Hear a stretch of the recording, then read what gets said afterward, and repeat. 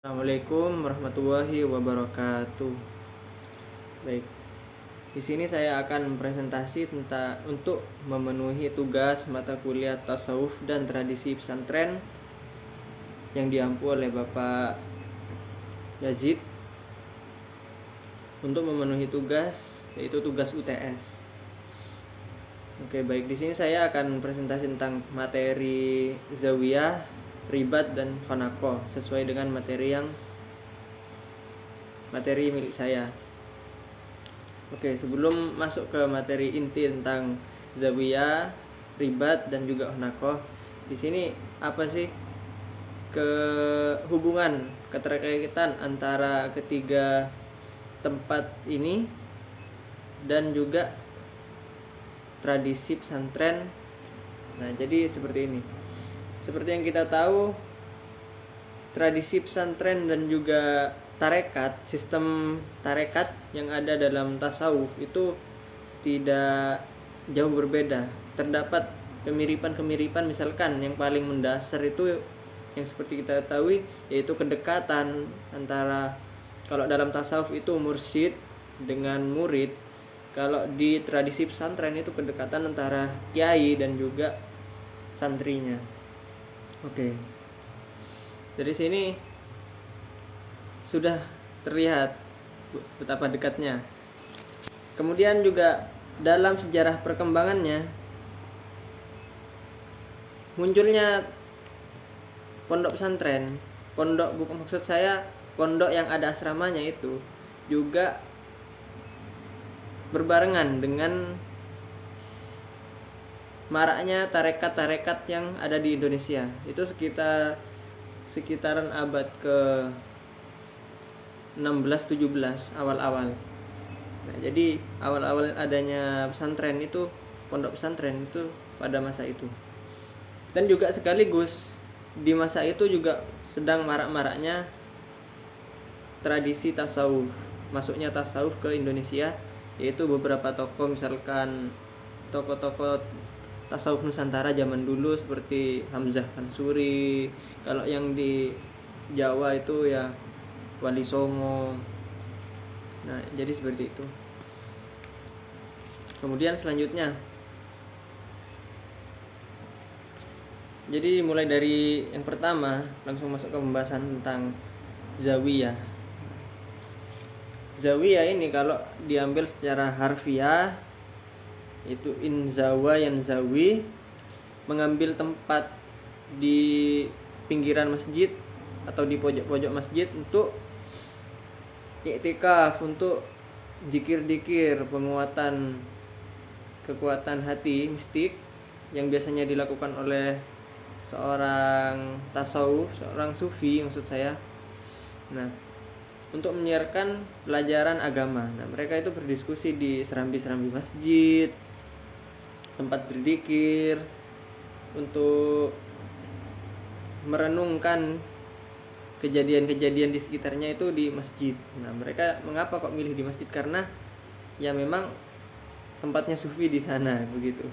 Jadi zawiyah ini adalah pada mulanya definisinya itu ya tempat-tempat di pinggiran-pinggiran masjid, di serambi masjid.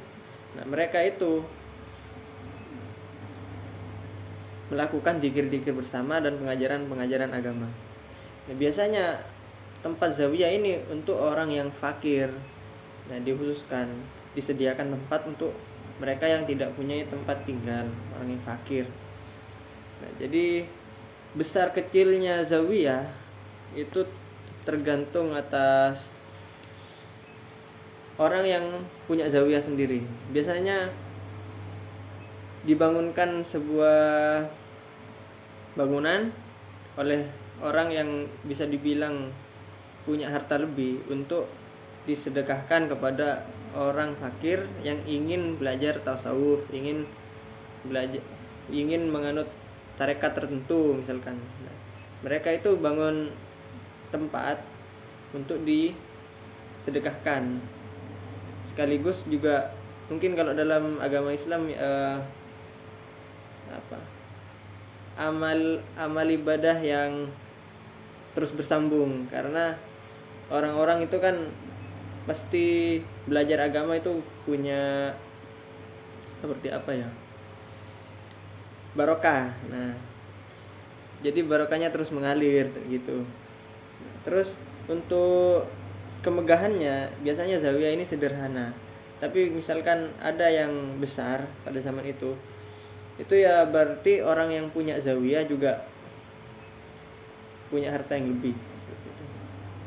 Biasanya orang pemimpin zawiyah ini jika meninggal itu dikuburkan di tempat zawiyahnya sendiri, dan juga yang mengurus, kan biasanya orang yang punya zawiyah ini orang terkenal. Nah, jadi ada datang para peziarah yang mau gak mau orang yang ada di zawiyah tersebut harus memfasilitasi para peziarah, dan juga itu juga termasuk para peziarah itu juga termasuk pemasok dana.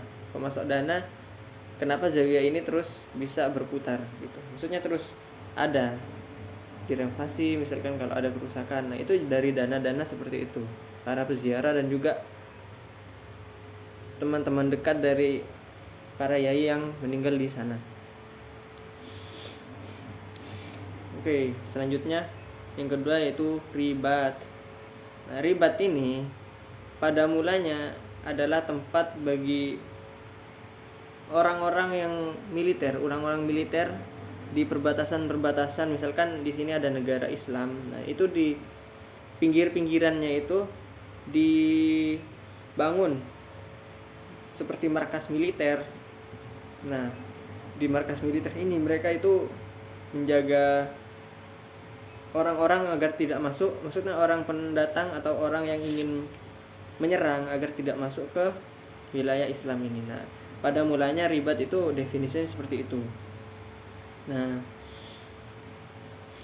di tempat tersebut juga sekaligus menjadi tempat tinggal dan juga tempat ibadah para tentara muslim pada masa itu. Nah, kemudian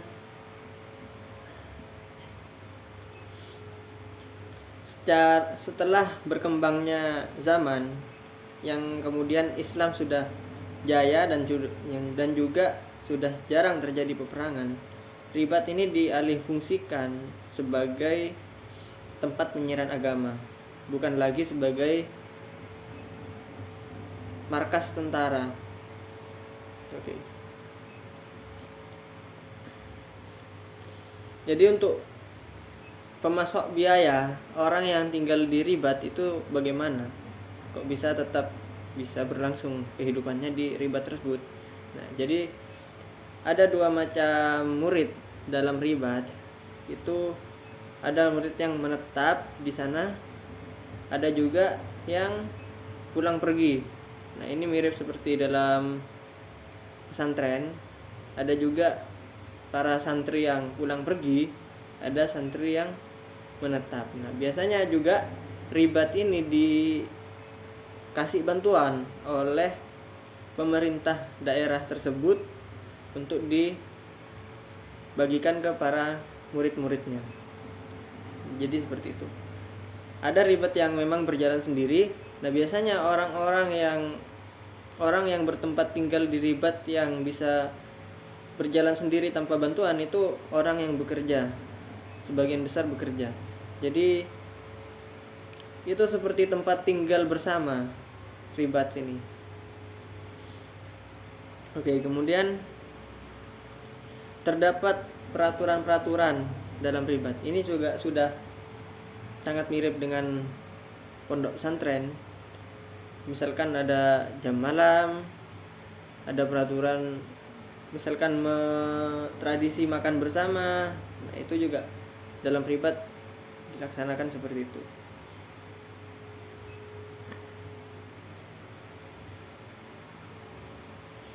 Oke, yang selanjutnya yaitu tentang honako. Honako itu pada awalnya tidak ada yang tahu pasti sampai sekarang untuk awalnya itu pada tahun berapa. Tapi honako itu yang diketahui berasal dari kata bahasa Persia yaitu honagah, Nah, saya nggak mengetahui pasti untuk nama Honago ini pelafalannya seperti apa.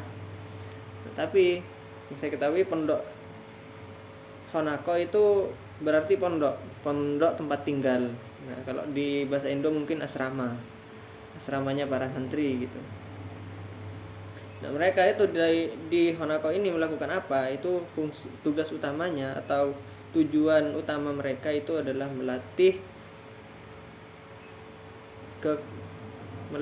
keimanan, melatih rohani untuk makin dekat dengan Allah.